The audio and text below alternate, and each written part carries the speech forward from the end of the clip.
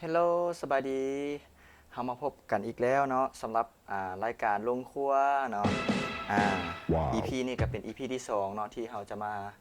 ลงครัวเพื่อมาเฮ็ดอาหารเนาะอาหารแรงมื้อนี้สำหรับเมนูมื้อนี้เนาะเป็นเมนูไข่นึ่งทรงเครื่องนั่นเองเนาะอ่าอาหารวัตถุดิบหลักๆก็จะมีไข่เนาะเราจะใส่ไข่ทั้งหมด6หน่วยที่จะเฮ็ดมื้อนี้เนาะ แล้วก็ส่วนประกอบเนาะจะมีหอมป้อมเนาะแล้วก็หอมบัวมีมะเขือนะแล้วก็มีมะเล่นแล้วก็มีทางพริกไทยในถุงนี่เนาะแล้วก็มีหัวกระเทียมเครื่องที่เป็นส่วนผสมของไข่หนึ่งจะมีประมาณนี้เนาะที่เหลือก็อาจจะเป็นเครื่องปรุงอาจจะมีทางเกลือน้อยนึงเนาะแล้วก็มีแป้งนัวแล้วก็มีอ่ารสดีแล้วก็มีซีอิ๊วเนาะแล้วเราจะมาเริ่มลงมือเฮ็ดกันเลยตอกไข่ลงใส่ถ้วยเนาะตอกไข่ที่เราเกี่ยมมาทั้งหมดเมื่อกี้นี้เนาะลงให้หมดเลย6หน่วยตอกไข่จำนวนไข่เนาะขึ้นกับผู้กินเด้อเนาะบางคนกินหลายก็ต้องใส่หลายเนาะคือข้าพเจ้านี่กินหลายก็ใส่หลายเนาะ ก็ว่ากันไปใส่น้ำกัน6หน่วยไข่มีแต่หน่วยใหญ่ๆเนาะต่อลงไปคันคนที่ว่ามีงบน้อยอยากได้ไข่หลายแนะนำให้ตื่มน้ำเอาหน่อยหนึ่งบ่ต้องตื่มหลายเนาะจะบ่แซ่บอันนี้เราจะมีเห็ดแบบเป็นไข่เน้นเลยเนาะแล้วเนาะสำหรับการตอกไข่เฮาเนาะสำหรับขั้นตอนต่อไปเนาะเราจะมาซอยเครื่องที่เราได้เกี่ยมไว้เนาะซอยพวกบรรดาหอมพวกบรรดามักเล่นเนาะเดี๋ยวมาซอยมักเล่นก่อนซอยเป็นตอนบางๆก็ได้นะประมาณนี้นะซอยไปเรื่อยๆเพราะว่ามักเล่นนี่จะเป็นมีวิตามินหลายเนาะใส่หลายกะ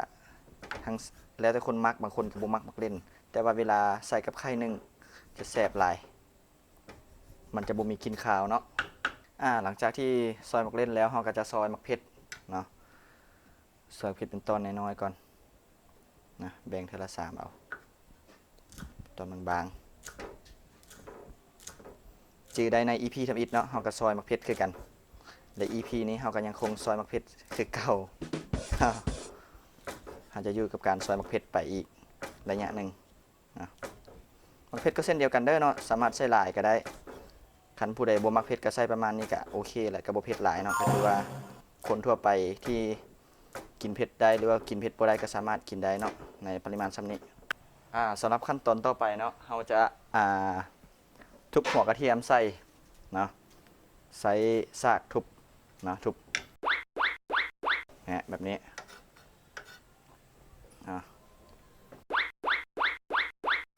ใส่หัวกระเทียมเพื่อเพิ่มรสชาติให้กับอาหารของเราให้มีรสชาติแซ่บขึ้นนั่นเองนะทุบใส่เลยเราจะใส่ประมาณ4 กีบเนี่ยประมาณนี้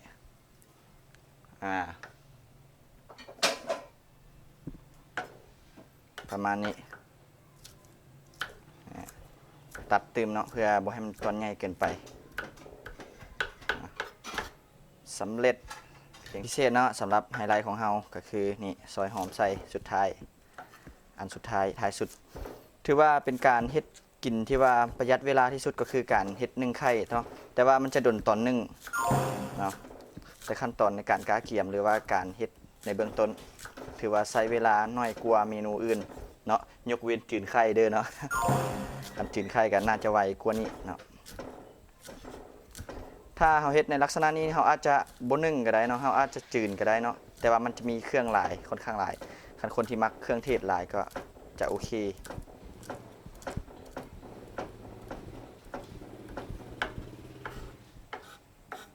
ก็ถือว่าเป็นอันสำเร็จสำหรับการซอยหอมเราหลังจากที่เราเกี่ยมเครื่องแล้วทั้งหมดเนาะเราจะมาเริ่มปรุงเนาะนี่คือเครื่องที่เราเกี่ยมไว้ทั้งหมดนะหอมที่เราซอยมะเขือที่เราซอยกระเทียมที่เราทุบมะเขือที่เราซอยเนาะครบแล้วได้ครบแล้วเราจะมาเริ่มในการปรุงเนาะโดยพริกไทยเลยเริ่มต้นเสน่ห์ของอาหารคือพริกไทยเนาะเริ่มต้น ใส่ไปแล้ว ตามมาด้วยแป้งนัว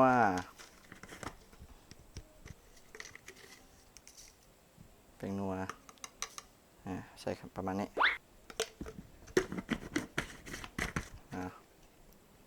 แล้วก็เกลือไม่ต้องใส่หลายมันจะเค็มเพราะว่ายังจะใส่ซีอิ๊วอยู่เนาะใส่นิดนึง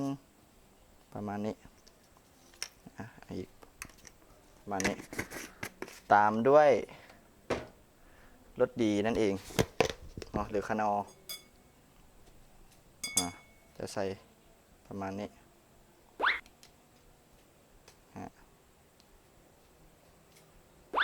ประมาณนี้เพราะว่าไข่เฮาหลายดิเราต้องใส่เครื่องให้มันหลายนิดนึงเพราะว่ามันจะจางนะแล้วก็ตามด้วยซีอิ๊วเนาะซีอิ๊วนี่ใส่ตามจำนวนไข่เนาะไข่มี6หน่วยเราจะซิด6เทื่อพอดีเนาะรสชาติบทาซีมก็น่าจะพอดีละตีให้เครื่องเข้าก่อนแล้วเราจึงใส่เครื่องเทศมันตามหลังประมาณนี้เนาะแล้วตามด้วยเครื่องที่เราเตรียมไว้ลงเลยเนี่ยถือว่าการปรุงเครื่องปรุงไข่นึ่งเราขั้นเริ่มต้นถือว่าสำเร็จคนตีอีกรอบหนึ่งเนี่ยลักษณะประมาณนี้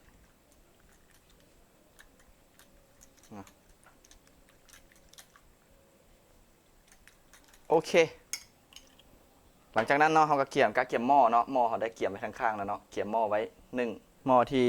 จะนึ่งไข่นั่นเองเนาะวางถาดนึ่งลงไปเนาะแล้วก็ตามด้วยถ้วยไข่ที่เราปรุงไว้เมื่อกี้นี้เนาะวางเสร็จเลยวางเสร็จแบบนี้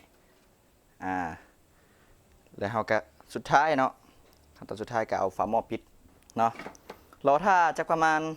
15 นาทีเนาะหรือว่าคนที่มักสุกหลายอยากให้มันสุกหลายก็ประมาณ20 นาทีก็ได้บ่เกิน20 นาทีเนาะแล้วเราจะมาเปิดเบิ่งว่ามันสิเป็นตาแซ่บขนาดใดเนาะหลังจากที่เราท่ามา20 นาทีเนาะเราจะมาเปิดหม้อว่าหน้าตาของนึ่งไข่เฮาหรือว่าไข่นึ่งเฮาจะออกมาเป็นแบบใดเนาะเดี๋ยวมาลุ้นกันเลยแทนเนี่ยโอ้โห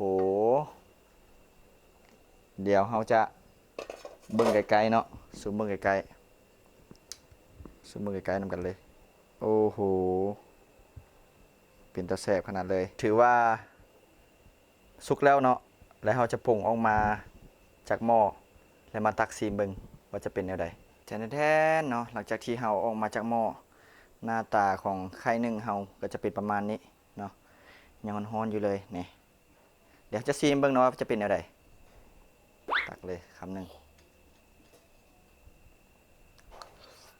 แซ่บอย่าลืมก็แล้วกันเนาะถ้าผู้ใดสนใจอยากเอาไปเฮ็ดได้บ่ยากเนาะสูตรนี้แซ่บหอมเครื่องเทศได้กลิ่นอายของพริกไทยมาอ่อนๆเนาะแซ่บหลายอย่าลืมก็แล้วกันเนาะติดตามรายการลงครัวเนาะได้ทางช่อง YouTube ของตัวเองสตูดิโอเนาะท้ายนี้ก็ฝากกดไลค์กดแชร์ในเด้อเนาะหรือว่าอยากให้เฮ็ดเมนูหยังก็สามารถคอมเมนต์ได้ที่กล้อง Channel YouTube เนาะสำหรับคลิปนี้เนาะลากันไปเพียงเท่านี้เนาะบ๊ายบาย